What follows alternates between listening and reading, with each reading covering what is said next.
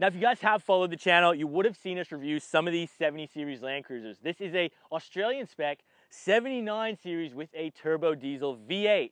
And over here we have a JDM spec 79 series with a V6 Petrol. Today we are going to be comparing both of these, seeing the differences, and we are going to take this one off-road for a drive to see how it stacks up versus the diesel.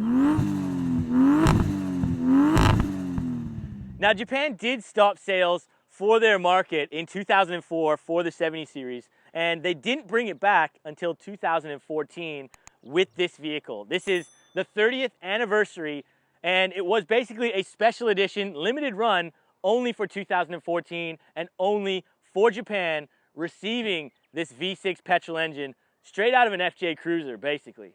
And when you look at it, they are actually quite similar to the Australian spec car, but there are a few subtle differences here. And, you know, even just looking at the bonnets, you can see there are differences here. Obviously, this has a top mount intercooler on it. Even when you just look down the side of these vehicles, you can see that the Japanese one is very flat, and probably according to rules and regulations and trying to park this thing in Japan, you're gonna need it to be a little bit thinner. The Australian one, we do get some wider, more off-roading tires also. So the front track actually is extended, and you can see that on the side of the vehicle here. So one thing that some people do complain about here in Australia is that the tracks are different from the front to the rear, and you can't see that. Also on the sides here, you can see that the JDM one has this kind of split fender mirror here, so you can have a bit more of a view when you're parking this thing, which makes sense for Japan. And the Aussie one, of course, we've got to have the snorkel because, you know, in the outback, you're gonna cross some rivers. Onto the bonnets, let's pop these. Starting with the V8 here, of course, you can see that top mount intercooler. This is the turbocharged V8 diesel, and the noise off this thing is pretty impressive. It makes 200 horsepower and about 315 pound-foot of torque. Over on the JDM one, we do have the V6 here. Again, this makes 230 horsepower and about 233 pound-foot of torque. So more horsepower, less pounds-foot of torque. Both of these do still have diff locks front and rear, but let's turn them on and see how they sound.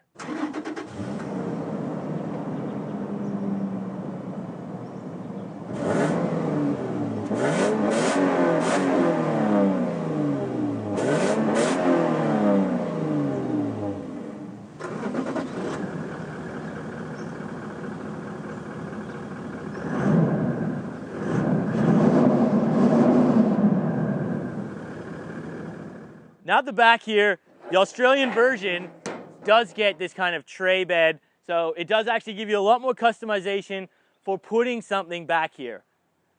A Japanese one, you get the African style body, so this one, it is a little bit more like a pickup, and you do have those wheel arches protruding into the bed, which does actually affect what you can put here. So it is nicer to get this one actually.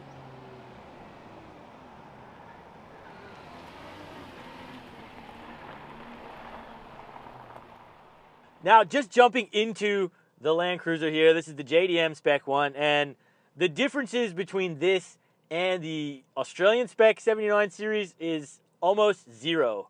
Basically, the pattern on the seats is slightly different.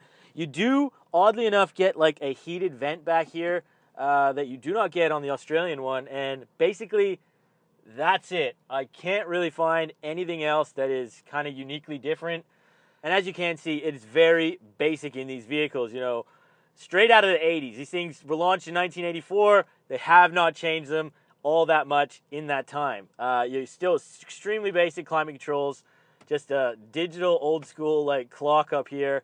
Still got an automatic antenna that you can raise and lower. And it is just like a vehicle from 1984. It's kind of cool in that aspect.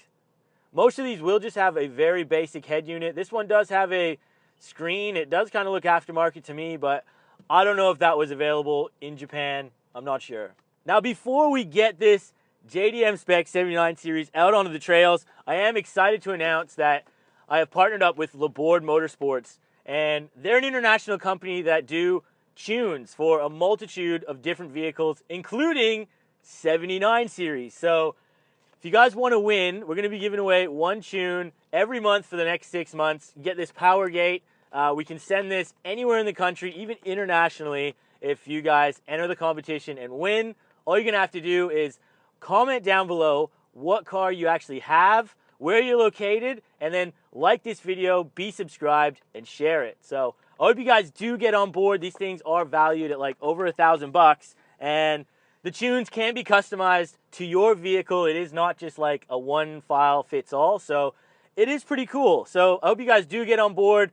Comment, like, share, and subscribe. So let's get into this JDM 79 series and hit the trails.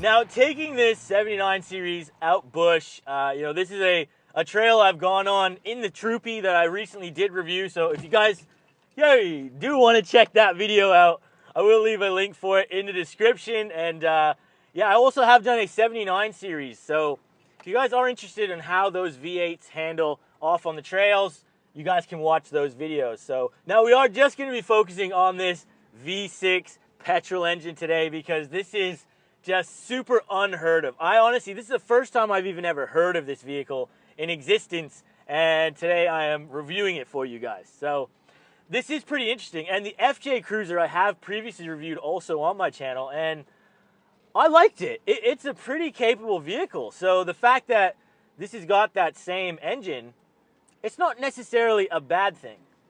As we covered before in the comparison here, this just feels like you're in a 79 series. There are really not many noticeable differences besides the tires and basically the lack of a scoop on the bonnet and no diesel sounds. So it actually does drive pretty nice out here. So now we are in 4 low. We do have the front and rear diff lockers on, which is great to have in a vehicle like this because you need it. You need to be able to just conquer the bush in this car, and you can. This thing just pretty much goes anywhere you want it to, and that is why it is one of the most popular choices in Australia for the mining sector, and also in Africa for the safaris. The real only other competition this car had was the older Land Rover Defender, which is not in existence anymore. So this car really is in a class of its own. But that is the beauty of these vehicles, is that you can just carve your own path in the bush. They are extremely capable, and even though they do feature a lot of old school technology, leaf springs in the back, it's not coils all around, which is a little bit unfortunate. There is no denying these things are just an absolute beast in the bush. Now this one, I am not sure if it has a smaller track at the rear. I do know in the V8s, the front is a little bit wider than the rear. So a lot of people do complain about that because it does make it a little bit hard to follow your path, say on some soft sand or something. But this one, I don't know, when you look down the side of it, it does look like they're pretty even. Getting lost in a 79 series, mate. This is what it's all about in these vehicles, really. And you can do it in the petrol as well, It does feel very strange putting 98 in, one of these vehicles. It definitely is not something you would normally see somebody doing. And if you did see them doing it, they'd be in a lot of trouble. But this one, we're all right. Now, the 1GR FE was featured in quite a few Toyota products. So it was also done in the Prado, the 4Runner, the Hilux, the Tundra, and even the Tacoma. So, this engine has been featured in a lot of different vehicles, this JDM Spec 79 series included. And you could have got this in Japan as the 79 series or the 76 series. There was no single cab available, and they were all of the long wheelbase versions. Now, some of you have probably been asking, why is this not the 4.2 liter diesel straight six, the 1HZ? And I think in most people's books, that is probably the best engine that was ever put in this vehicle, because it was just so simple, so bare bones. It almost had zero electronics on it. So that's the popular one of choice in places like Africa that go out in safari, because you can put bad fuel in it. You can, you really can put that thing through hell and it will just keep going. You can get into a little bit more of an issue with the V8 turbo, but in general, it is a pretty solid engine. A lot of people do complain about it though, that it is sometimes a little bit difficult to get to things on it because it is so massive and it is big. Now these things in Japan would have set you back about 3.6 million Japanese yen when they came out in 2014. And you put that in today's money, Australian dollars, you're talking around 50K. And look, that's actually a pretty good deal, I think. Generally here in Australia, if you get the turbo diesel V8, you're gonna pay around that 70 grand mark if you're lucky enough to get one from Toyota. It is quite a challenge to get on the list, I will say that. On the used market, I've never seen one of these things for sale, so I don't know what this thing's gonna cost. This is, again, for sale from Vans West, so again, a huge thank you to them. And if you guys are interested or wanna make them an offer, you can do that through the link down below. They are listed in the description. As for a normal 79 series, you're generally gonna look around 60 to like 120K, depending on options, kilometers. The used prices are really staggering. Is this one better than the diesel? I personally don't think so. I can't really think of any major advantages you're gonna get with this particular car. I like the diesel sound. Of course, I'm a V8 guy as well. I love a V8. And the diesel just has that little bit more of a muscular sound to it. And it does, in my mind, drive a little bit smoother also. You do just gotta love these cars, because the fact that Toyota just hasn't changed this thing that much in over 30 years, it's bloody awesome to see. You know, the fact you look and sit in here, it still feels like a car from the mid 80s. And, you know, some people will say that's a bad thing, but the fact is, there's less stuff to go wrong with this vehicle, and that is what people want when they're going hard in the bush in harsh elements. You know, you're crossing a river in this thing, you don't want it to be full of electrics and smart screens and all that stuff, because it's gonna break. And you know, this thing really has proven itself through the test of time. Now this is a thing that kind of bugs a lot of people, especially North Americans, English, you know, a lot of European countries don't get this vehicle because of emission standards. And this has got a V6 Petrol from the LandCruiser, which is all over the world. So why could they not have sold this with this engine in North America, in England?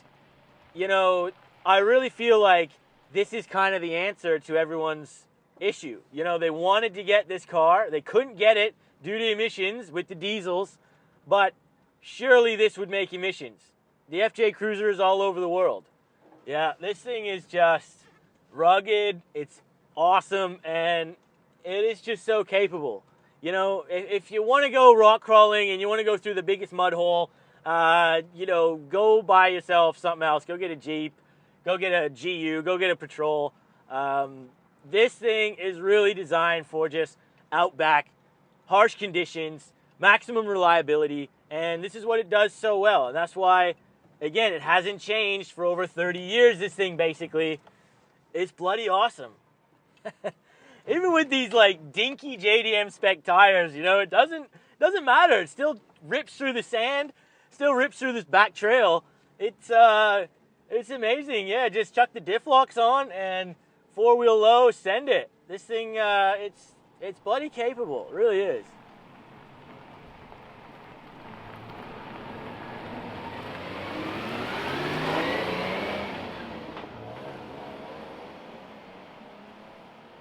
Now, 0 to 100 k's an hour, we have previously done it in the 76 series and the 78 series, the Troopy. Both of those were about, I think, 15 seconds and like 12 or 13 seconds, so they're not quick. I am expecting this to be a little bit faster, but I don't think it's going to be anything ridiculous. It is a damp road now. Unfortunately, the rain has just started to come down, so we are going to give it our best chance here, but And here we go. We're just gonna launch this thing. So 3, 2, 1.